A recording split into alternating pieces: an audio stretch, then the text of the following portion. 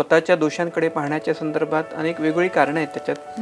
एक गैरसमज असा आहे की सामान्यतः व्यक्ती आली की तिच्यासोबत गुण येतात, दोष येतात. की पहिले तर तत्व असं आहे की आपल्यामध्ये जे दोष असतात, बरेचसे आजार हे आता आधुनिक विज्ञानाने सुद्धा मान्य केलंय की हे पॉझिटिव्ह एनर्जीज आणि निगेटिव्ह एनर्जीज आपण म्हणतो. आजकाल जे पॅरानॉर्मल ऍक्टिव्हिटीजचं जे रिसर्च जगभर सुरू आहे तो हा सुरू आहे. नमस्कार श्रोते हो, आजच्या आपल्या या विशेष आणि महत्त्वपूर्ण चर्चासत्रात सर्व श्रोत्यांचं मी मनपूर्वक स्वागत करते. आपल्या या विशेष चर्चासत्राचा विषय आहे स्वभाव दोषांचं निर्मूलन आणि गुणवृद्धीची प्रक्रिया, म्हणजेच स्वभावदोष निर्मूलनाचे महत्त्व आणि गुणसंवर्धन प्रक्रिया. तर हा महत्त्वाचा आणि विशेष चर्चासत्राचा विषय आहे आणि त्याबद्दल मार्गदर्शन करण्यासाठी आपल्यामध्ये उपस्थित आहेत विशेष अतिथी, सनातन संस्थेचे राष्ट्रीय प्रवक्ते श्री चेतन राजहंस. नमस्कार चेतनजी. नमस्कार. सर्व श्रोत्यांना माझा नमस्कार. आपलंही स्वागत आहे. पॉडकास्ट 1 मध्ये आपण पाहिलं की स्वभावदोष निर्मूलन प्रक्रिया म्हणजे काय किंवा त्याची प्राथमिक माहिती आपण घेतली आणि त्या निमित्तानं या प्रक्रियेची आवश्यकता आपल्या दैनंदिन आयुष्यामध्ये कशी आहे हेही जाणून घेतलं. आपण सर्वजण जाणताच की व्यक्तिमत्व विकास याला आजकाल सर्वच ठिकाणी अत्यंत महत्त्व आहे. मग या व्यक्तिमत्वाचा विकास घडवण्यासाठी आपण आपल्यातले गुण वाढवत असतो आणि आपल्यामध्ये जी काही नकारात्मकता आहे किंवा दोष आहेत त्यांचं निर्मूलन करण्यासाठी प्रयत्न करत असतो. तर ही प्रक्रिया नेमकी घडते कशी आणि या सगळ्या प्रक्रियेमध्ये मनाचा प्रवास किंवा मनाचं स्थान किती महत्त्वाचं आहे या सगळ्याविषयी आपण आपल्या विशेष अतिथींकडून जाणून घेत होतो. तर त्याचाच पुढचा आज भाग आपण इथे ऐकणार आहोत. चेतनजी, सर्वप्रथम मला तुम्हाला असं विचारावंसं वाटेल की आपण स्वभावदोष निर्मूलन प्रक्रिया याविषयी थोडी प्राथमिक माहिती दिलीच, तर सर्वसाधारणपणे आपण समाजात काय पाहतो तर लोकांचं इतरांच्या दोषांकडे जास्त लक्ष असतं. आपल्यामध्ये काय दोष आहेत किंवा आपल्यामध्ये काय दुर्गुण आहेत याकडे इतकं आपण बारकाईने पाहत नाही. समोर एखादी व्यक्ती आली की त्यातला एखादा नकारात्मक भाग आपल्याला लगेच जाणवतो. तर याबाबत तुम्ही काय म्हणाल? निश्चितच व्यक्ती ही नेहमी स्वतःच्या दोषांकडे पाहण्याच्या संदर्भात अनेक वेगवेगळी कारणं आहेत त्याच्यात की जी ह्याच्यात कारणीभूत असतात. एक सगळ्यात महत्त्वाचं कारण हे आहे की अज्ञान कशाविषयी की स्वभावदोष माझ्यामध्ये आहेत याची कल्पना असते, पण स्वभावदोषांमुळे माझी समाजात काय हानी होते, परिवारात काय हानी होते किंवा माझ्या वैयक्तिक जीवनात काय त्याचं नुकसान होतंय, हे नुकसान काय होतं याची कल्पना किंवा याचा अभ्यासच केलेला नसतो. आणि त्यामुळे काय होतं की व्यक्तीला हे लक्षातच येत नाही की आपले हे अज्ञान असल्यामुळे आपण काहीतरी प्रयत्न केले पाहिजेत याविषयी. दुसरी एक नकारात्मकता ही असते की माझ्यात खूप दोष आहेत, माझ्यात पालट होणार नाही, हा एक जो ठाम गृहीतक व्यक्तीने धरून ठेवलं असतं, तर तो एक न्यूनगंडाची भावना व्यक्तीमध्ये निर्माण होते.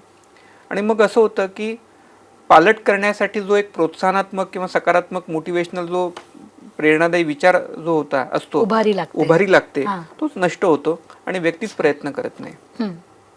आणखी तिसरा एक प्रकारचा अतिशय विचित्र आहे आणि तो म्हणजे असा आहे की माझ्यात कुठला दोषच नाहीये असा एक भ्रामक विचार असतो, अहंकाराचा विचार. म्हणजे हा अशी प्रकारे आपली प्रतिमा आपण व्यक्ती जोपासत असतो की मी तर एकदम सर्व गुण संपन्न आहे, माझ्यात कुठला दोषच नाहीये. हा जास्त हानिकारक असतो, कारण प्रत्येक व्यक्ती आली, कारण ईश्वरच सर्व गुणसंपन्न आहे आणि व्यक्तीमध्ये दोष हे असतातच आणि ते कधी ना कधीतरी उफाळून येतच असतात. तर हा जो विचार असतो हा अतिशय गंभीर आणि अडचणीचा आहे. आणखी एक कारण त्याच्यातलं असं आहे की बहिर्मुखता असते. म्हणजे आता एखादा प्रसंग घडला, एखादी अयोग्य कृती घडली, चूक घडली, समजा आपण धरूया दूध ओतू गेलं, तर व्यक्ती स्वतःला कधी दोष देत नाही की मी तिथे सतर्क नव्हतो, तो परिस्थितीला दोष देतो की मला काहीतरी काम कसं आलं, किंवा दुसऱ्या व्यक्तीला दोष देतो की तू तिथे होता तर तू लक्ष का दिलं नाही. म्हणजे दुसऱ्यांचे दोष पाहण्याची जी एक प्रवृत्ती असते, परिस्थितीला दोष देण्याची, त्यामुळे व्यक्ती स्वतःला दोष कधी देतच नाही आणि त्याच्यामुळे हे सगळं थांबतं. त्यामुळे ही एक विचारांची प्रक्रिया थांबते. आणि आणखी एक महत्त्वाचं कारण याच्यामध्ये हे आहे की काही जणांना माहिती असतं की आपल्यामध्ये दोष आहेत किंवा काही टप्प्यापर्यंत कल्पना असते की आपल्यामध्ये हा दोष आहे, पण व्यक्ती दुर्लक्ष करतो त्याकडे. दुर्लक्ष का करतो? त्याचं एक कारण आहे, कारण त्याला हे कल्पना नसते की आपल्यामुळे इतरांना त्याचा काय त्रास होतो. म्हणजे एक गांभीर्य ज्या आपल्या व्यक्तिमत्वाविषयी असलं पाहिजे, ते व्यक्तिमत्वाविषयीचं गांभीर्य नसल्यामुळे किंवा आपल्यामुळे दुसऱ्याचं नुकसान होतंय किंवा स्वतःचं नुकसान होतंय याचं गांभीर्य नसल्यामुळे व्यक्ती सर्रास त्याच्याकडे दुर्लक्ष करते. तर साधारणतः ही कारणं प्रत्येक व्यक्तीच्या, म्हणजे मला वाटतं 90% लोक आज स्वभाव दोषांसह जीवन जगतात. कोणी दोष दूर करण्याची तर प्रक्रिया खूपच कमी आहे समाजात. त्यामुळे ही कारणं त्याच्यामध्ये प्रामुख्याने असतात. चेतनजी, आपल्यामध्ये असलेले जे काही स्वभावदोष आहेत तर ते दूर करण्याबाबत समाजामध्ये आधी कुठले गैरसमज आहेत असं तुम्हाला वाटतं? एक गैरसमज असा आहे की सामान्यतः व्यक्ती आली की तिच्यासोबत गुण येतात, दोष येतात, मग आपण दोषांकडे कशाला पाहूया, त्या व्यक्तीचे गुणच पाहूया, अशा प्रकारचा थोरा मोठ्यांचं म्हणणं असतं. किंवा आपल्या मित्रमंडळींचंही बऱ्याचदा म्हणणं असतं. तर लोकांची गुण पाहण्याची जी प्रवृत्ती आहे ती फार चांगली आहे, खरोखर चांगली आहे. पण व्यक्तिगत जीवनामध्ये मात्र स्वतःचे दोष हे पाहावे लागतात. आणि ते दोष जर पाहिले नाहीत तर स्वतःची सुद्धा हानी होते आणि पर्यायाने समाजाची सुद्धा हानी होते. कारण दोष ही जी प्रक्रिया आहे, असा जो या विचारांमुळे काय होतं की आपण आपल्या अंतर्मुखतेला कुठेतरी बाधा निर्माण होते. आणि जो व्यक्ती खरोखर अंतर्मुख होऊ इच्छितोय त्याला सुद्धा सांगितलं होतं की तू याचे गुण पहा, दोष पाहू नकोस. तर हे एक प्रकारे आपल्या वैयक्तिक जीवनात बाधा निर्माण करणार आहे. दुसरा एक अपसमज जो आहे तो हा आहे की नेहमीच आपण वाचलेलं असतं किंवा बोलताना पण बोलतो की स्वभावाला औषध नाही. एखाद्या व्यक्तीच्या स्वभावाला अनुसरून हे वाक्य आपण घराघरात बोललं जातं. आणि त्याच्यामुळे असं हे आहे की जर स्वभावाला औषधच नाही, कुत्र्याची शेपूट ही जर वाकडीच आहे तर तिला आपण किती नळीत टाकली आणि सरळ करण्याचा प्रयत्न केला तरी ती शेपूट सरळ होणार नाहीये. अगदी तसा आपला स्वभाव किंवा आपले दोष दूर होणार नाही, तो बदलणार नाहीये. अशा प्रकारची जी एक या अपसमजातून जी मानसिकता तयार होते ती जास्त घातक आहे. खरं तर व्यक्तीमध्ये जशी गुण कमी असतात, तो गुण व्यक्ती कौशल्य गुण वाढवू शकतो, तसंच दोष हे दूर करता येतात. अनेक लोक आपल्या व्यक्तिमत्वाचा विकास करताना काय करतात, आपल्या दोषांचाच निवारण करतात आणि गुण वाढवतात.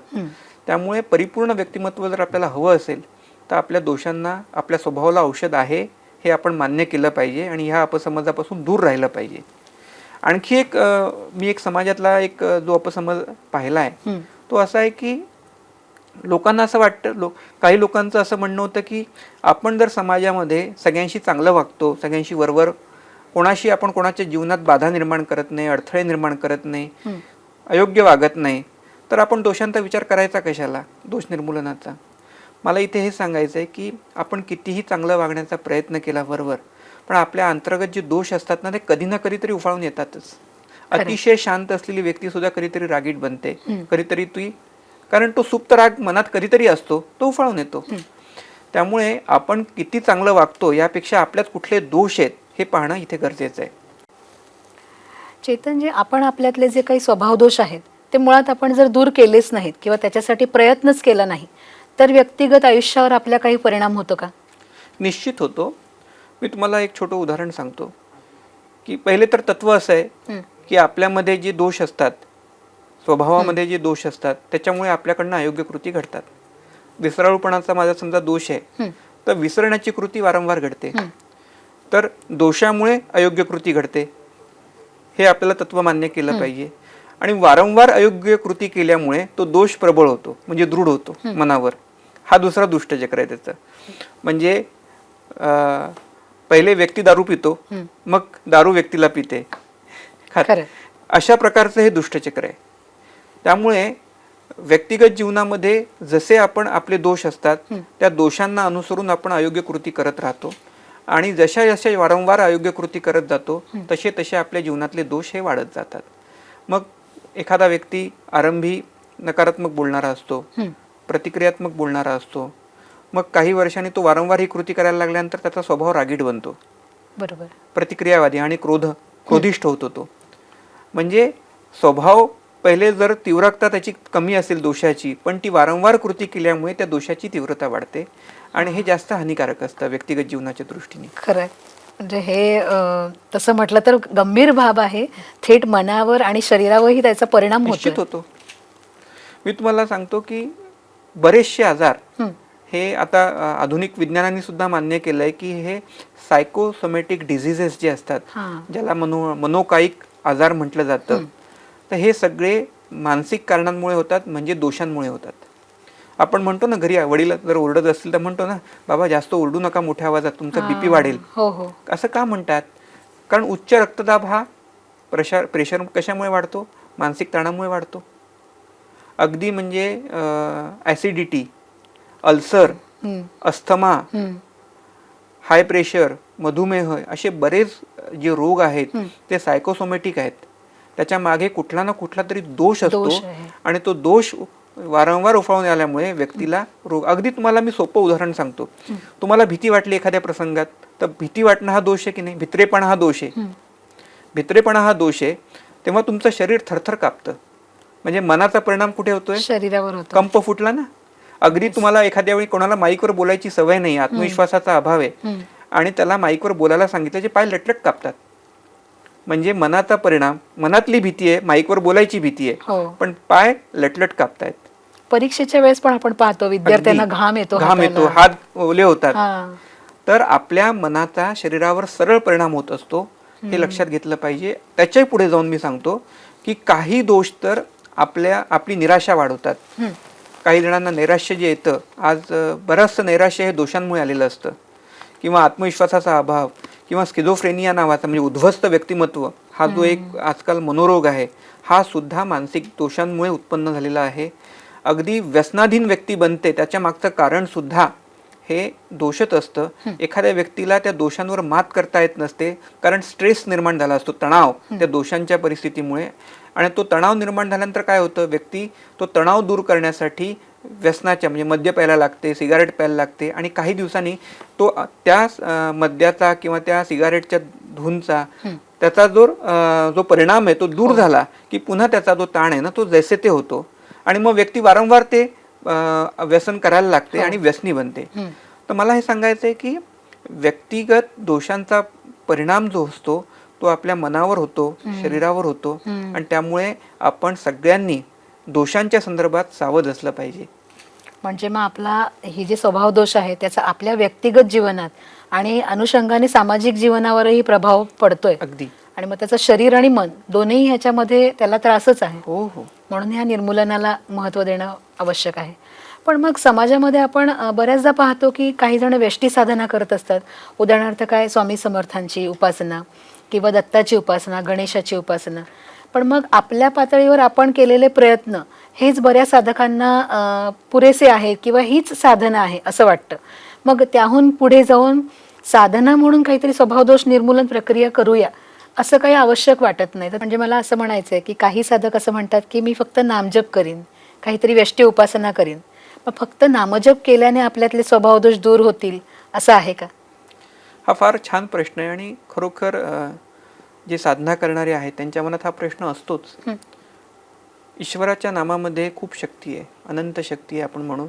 आणि ईश्वर जसा सर्व गुण संपन्न आहे, सगळे गुण ईश्वरामध्ये आहेत, सर्व शक्तिमान आहे ईश्वर. तर ईश्वराचं नामस्मरण जेव्हा आपण करतो तेव्हा ईश्वराचे एक एक गुण, दैवी गुण आपल्यामध्ये सुद्धा यायला लागतात. नम्रता येते, मधुरता येते वाणीमध्ये. तर ईश्वराच्या नामजपामध्ये जी शक्ती आहे ती दैवी गुण वाढवते. पण मानवाचे दोष तर तसेच राहतात ना. तर ईश्वराचे गुण अंगीकारण्यासाठी ईश्वराचं स्मरण ही एक साधना आहे, पण दोषांच्या निवारणासाठी त्याच्यातनं वेगळे प्रयत्न करावे लागत असतात. मी तुम्हाला छोटंसं उदाहरण सांगतो की आता मी नामस्मरण करतो. समजा मी एक असं करूया की मी दिवसाला 15 मिनिटं किंवा अर्धा तास जप करतो. 15 मिनिटात साधारणतः 1 माळ जप होतो. अर्ध्या तासात माझे 2 ते 3 माळा जप साधारणतः होत असेल, तर 3 माळा माझी साधना झाली दिवसभराची, तुटपुंजी साधना. अगदी म्हणूया आपण अर्ध्या तासात माझ्या 5 माळांचा जप होतो. आता हा 5 माळांचा जप मी करतो जेव्हा दिवसभरात 24 तासामध्ये, आणि माझ्या दोषांमुळे जे परिणाम होत असतात, कर्मफल सिद्धांत आहे, प्रत्येक कर्माचं फळ हे भोगावं लागतं बरोबर आपल्या अध्यात्मशास्त्रानुसार. तर प्रत्येक दोषामुळे तर अयोग्य कृती या वारंवार घडत राहतात, कंटिन्युअस प्रोसेस आहे. आपले दोष दिवसभरात अनेक ठिकाणी उफाळून येत असतात. बरोबर. त्याच्यामुळे अयोग्य कृती घडत असतात आणि त्या अयोग्य कृतींचं फळ आपल्याला भोगावं लागत असतं. खरं तर भगवंताच्या नामाचा महिमा अनंत आहे, आपण सगळे जाणतोच. भगवंत हा सर्व शक्तिमान आहे, सर्व गुण संपन्न आहे. त्यामुळे भगवंताचं, देवाचं जे स्मरण आपण करतो तेव्हा देवतेच्या नावाची जी शक्ती असते, त्याचे जे गुण असतात ते हळूहळू आपल्यामध्ये दैवी गुण अंगीकारायला लागतात. साधक जेव्हा चांगली साधना करतो, देवतेची उपासना करतो, तेव्हा त्याचे गुण जे आहेत, दैवी गुण, ते आपल्यामध्ये यायला लागलेले असतात. अगदी म्हणजे नम्रता किंवा वाणीमध्ये मधुरता हे कशामुळे साध्य होतं, तर त्या भगवंतामुळे साध्य होतं. कारण भगवंतामध्ये हे सगळे गुण आहेत. पण व्यक्तीमध्ये दोष पण आहेत ना. ईश्वराचे दैवी गुण तर वाढू शकतात नामस्मरणाच्या प्रक्रियेमुळे, पण दोषांचं निवारण करण्याची प्रक्रिया स्मरणामध्ये नाही आहे. त्यासाठी विशेष प्रयत्न करावेच लागतात. मी तुम्हाला एक उदाहरण सांगतो की मी आता समजा दिवसभर समजा मी अर्धा तास जप करतो दिवसभरात, तर माझा 5 ते 6 माळा जप होत असावा. तर 5 ते 6 माळा मी समजा जप करतोय, तर माझी साधना 24 तासामध्ये फक्त 6 माळा एवढी झाली. दोषांचा जो हे असतो, दोष आपल्याकडे इतके कंटिन्युअस उफाळून येत असतात, त्यामुळे दिवसभरात आपण अनेक अशा कृती ज्या अयोग्य आहेत त्या करत असतो आणि प्रत्येक अयोग्य कृतीचं फळ हे भोगावं लागतं किंवा त्याचं फळ मिळतं कुठे ना कुठेतरी. तर किंवा काय होतं की ही प्रक्रिया अशी असते, आता उदाहरणार्थ मी तुम्हाला छोटंसं, मी खोटं बोललो समजा कोणाशी, तर माझा 30 माळा जप साधनेचा वाया गेला नुसतं खोटं बोलल्याने. आता नुसतं खोटं बोलल्याने समजा 30 माळा जप माझा वाया गेला. मी दिवसाला करतोच 5 माळा जप, तर माझी 6 दिवसांची साधना काय झाली, खर्च झाली. म्हणजे माझ्या दोषांमुळे माझी साधना 6 दिवसांची खर्च झाली. मी केली 1 दिवसाची साधना आणि दिवसात मी 4 वेळा खोटं बोललो असेल तर माझी 24 दिवसांची साधना गेली. तर हे गणित हे असं चालतं. त्यामुळे देवतेचं नामस्मरण केल्याने स्वभावदोष निर्मूलन होतं असं नाहीये. अगदी अजून पुढचं उदाहरण सांगतो. अध्यात्माचं जर आपण पॅरामीटर लावलं तर तुम्हाला लक्षात येईल की लाच एखाद्याने घेतली तर लाच घेणाऱ्याला त्याचं परिमार्जन करण्यासाठी जो 500 माळा त्याची साधना वाया जाते. म्हणजे 100 दिवसांची साधना गेली वाया.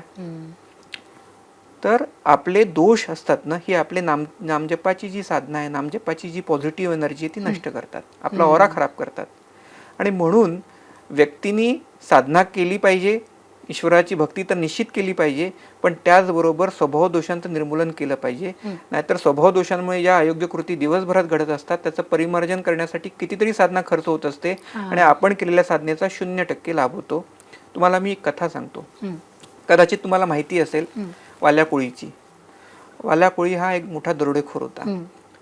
वाटसरू जे जंगलातनं जायचे त्यांना लुटायचा, त्यांना ठार मारायचा, त्यांचे सगळे अलंकार, त्यांच्याकडचे पैसे, त्यांचे धनधान्य सगळं लुटायचा आणि कोणाला द्यायचा, आपल्या मुलींना, मुलांना, पत्नीला.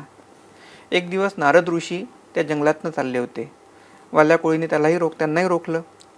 तेव्हा नारदांनी सांगितलं, माझ्याकडे हा तंबोर आहे, हा तुम्ही तुमच्याकडे घेऊ शकता, माझ्याकडे जे काय आहे तुम्हाला मारू पण शकतोस, पण मला एकच तुला प्रश्न विचारायचा आहे की मला मारल्यानंतर तुझ्याकडनं जे पाप होणार आहे त्या पापातला भागीदार तुझे कुटुंबीय, तुझे नातेवाईक, तुझी पत्नी, तुझा मुलगा, तुझी मुलगी बनणार आहेत का किंवा इच्छुक आहेत का. त्यांनी घरी जाऊन विचारलं आणि सगळ्यांनी सांगितलं, आम्ही तुमच्या पापात, तुमच्या दोषांमध्ये, आम्ही त्याच्या फळामध्ये आम्ही कुठेही सहभागी होणार नाही. आणि मग वाल्याकोळीने नारद ऋषींकडे येऊन सांगितलं की, मग नारद ऋषींनी त्याला सांगितलं दोषांचं महत्त्व काय, आणि त्यांनी आत्तापर्यंत केलेल्या अयोग्य कृतींसाठी परिमार्जन म्हणून रामाचा नामजप केला पाहिजे. वाल्याकोळींनी हजारो वर्षांची तपश्चर्या रामाच्या जपाची केली आणि नंतर वाल्याकोळी हा महर्षी वाल्मिकी म्हणून सुप्रसिद्ध झाले.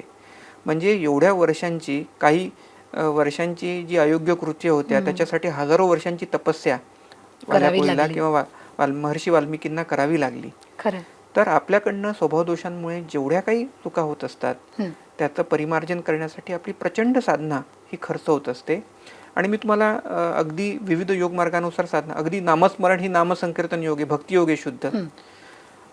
त्याच्यात भक्तियोगाची साधना करताना सगळ्यात महत्त्वाचं असतं की आपल्याला ईश्वराविषयी श्रद्धा असणं. जर एखाद्या व्यक्तीमध्ये संशयी वृत्ती असेल, हा दोष आहे. संशयी वृत्ती हा दोष आहे, संशय घेणं हा दोष आहे. आणि भगवंताविषयी जर संशय आणि विकल्प निर्माण झाला तर श्रद्धेने साधना होत नाही. त्यामुळे भक्तियोग साधना जर करायची असेल भक्तियोगानुसार तर तुम्हाला स्वभावदोषाचं निर्मूलन हे करावं लागतं. ध्यानयोगात पण अगदी तसं आहे. ध्यानयोगामध्ये मन हे निर्विचार करावं लागतं, एकाग्र करावं लागतं. जर तुमच्यात निरर्थक विचार करण्याचं किंवा मनोराज्यात रमण्याचा जर दोष असेल तर तुमच्या मनात सतत एक शृंखला निरर्थक विचारांची चालू राहते आणि त्याच्यामुळे तुमचं ध्यानच लागत नाही. तुम्ही कितीही तास लावण्याचा प्रयत्न करा, तुम्ही फक्त विचार करत राहता. त्यामुळे स्वभावदोष निर्मूलन केल्यानेच तुमचं ध्यान लागणार आहे, हे लक्षात घेतलं पाहिजे. अगदी कर्मकांडात कोणी पूजा आरती किंवा छोटे छोटे हवन जे करत असतात, इथे सुद्धा दोषांचं कसं महत्व आहे मी तुम्हाला सांगतो. एखाद्यामध्ये अव्यवस्थितपणा असेल किंवा एखाद्यामध्ये लहरीपणा असेल किंवा एखाद्यामध्ये वक्तशीरपणाचा अभाव असेल तर तो त्या मुहूर्ताला पोचूच शकणार नाही. एखाद्यामध्ये अव्यवस्थितपणा, तर तुम्ही पूजा, भगवंताची जी पूजा तुम्ही करताय ती व्यवस्थितपणे तुम्ही करू शकाल का? करू शकणार नाही. तुम्ही कंजूस असाल तर सढळ असताना जेव्हा तुम्ही पूजा कर्मकांड करता तेव्हा दान करावं लागतं. तुम्ही ते कंजूसपणामुळे ते दान करू शकणार नाही. म्हणजे तिथेही अपरिपूर्णता. अगदी कर्मयोगाचा विचार करा. कर्मयोगामध्ये निष्काम कर्म करावं लागतं. आणि एखाद्यामध्ये अपेक्षा हा दोष असेल, पूर्वग्रह कलुषित त्याचं मन असेल तर व्यक्ती निष्काम कर्म कसा करणार? त्यामुळे कुठल्याही योगमार्गानुसार एखाद्याला जर अध्यात्मात उन्नती करायची आहे, चांगला साधक बनायचं आहे, तर त्याला स्वभावदोष निर्मूलन करणं हे अनिवार्य आहे आणि त्यासाठी त्यांनी प्रयत्न करावे लागतात. सनातन संस्थेचे संस्थापक सच्चिदानंद परब्रह्म डॉक्टर आठवले यांनी अध्यात्मात आल्यानंतर, म्हणजे ते पूर्वजीवनात मी मागे पण सांगितलं की आंतरराष्ट्रीय कीर्तीचे संमोहन उपचार तज्ज्ञ आणि वैद्यकीय संमोहन उपचार तज्ज्ञ होते, मानसोपचार तज्ज्ञ होते. आणि त्यांनी अध्यात्मात आल्यानंतर अध्यात्मातल्या विविध योगमार्गांचा संशोधनात्मक अभ्यास केला. हा अभ्यास केल्यानंतर त्यांना लक्षात आलं की कुठल्याही योगमार्गात जर शीघ्र आध्यात्मिक उन्नती करायची असेल तर स्वभावदोष निर्मूलन केलं पाहिजे. आणि म्हणून त्यांनी 13 पुस्तकं स्वभावदोष निर्मूलन प्रक्रियेसंदर्भात लिहून काढली, संकलित केली. सनातनशॉप.com वर ही सगळी पुस्तकं उपलब्ध आहेत. जे जिज्ञासू आहेत, ज्यांना या विषयाचं अधिक जाणून घ्यायचं आहे, ते निश्चित या पुस्तकांचा लाभ घेऊ शकतात. आता एक शेवटचा प्रश्न या पॉडकास्टमधला एक विचारावा असं वाटतो की आजकाल जो शब्द फार प्रचलित आहे तो निगेटिव्ह एनर्जीज किंवा या सगळ्यांचं मॅनिफेस्टेशन, तर ह्या निगेटिव्ह एनर्जीज आणि स्वभावदोष यांचा काही परस्पर संबंध आहे का? निश्चित आहे. वातावरणामध्ये चांगल्या शक्ती असतात आणि वाईट शक्तीसुद्धा असतात. पॉझिटिव्ह एनर्जीज आणि निगेटिव्ह एनर्जीज आपण म्हणतो. आजकाल जे पॅरानॉर्मल ॲक्टिव्हिटीजचं जे रिसर्च जगभर सुरू आहे तो हा सुरू आहे. तर जशा चांगल्या शक्ती आहेत, दैवी शक्ती आहेत वातावरणात, तशा निगेटिव्ह एनर्जीजसुद्धा असतात. त्याचं अस्तित्व आपण मान्य केलं पाहिजे.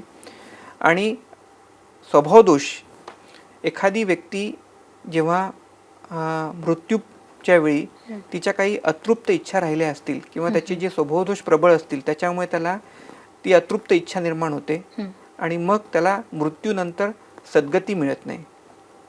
अशा व्यक्तींचे लिंगदेह हे अडकून राहतात आणि हेच निगेटिव्ह एनर्जीज म्हणून वातावरणात कार्य करतात. अच्छा.